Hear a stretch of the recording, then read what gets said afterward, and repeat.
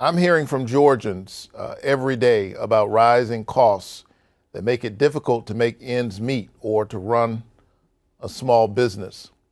And I've worked hard since coming to the Senate to provide relief to families so that they can pay their bills and so that small businesses can keep their doors open and keep workers on the payroll. We've been saying throughout this pandemic that we're in this together. But the truth is, the business practices of a few greedy companies with an outsized influence on our economy cannot be ignored for the role that they are playing in pushing up costs for everyday consumers.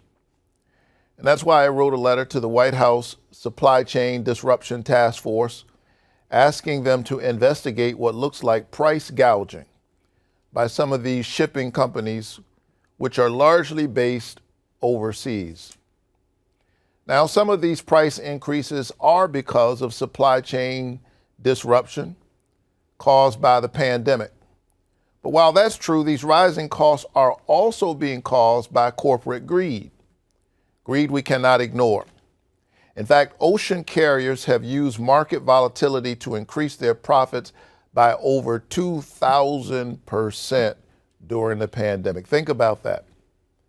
While everyday consumers in Georgia are struggling, their profits have increased 2,000%. Instead of cutting prices to pass savings on to consumers, on to Americans, these shipping companies are passing on billions of dollars in profits earned at the expense of Georgia families to their wealthy investors and executives. And so I'm going to fight to see that it stops.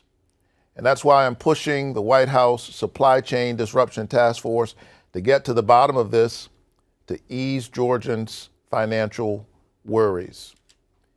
I promised that I would fight for them, and that's what I intend to do.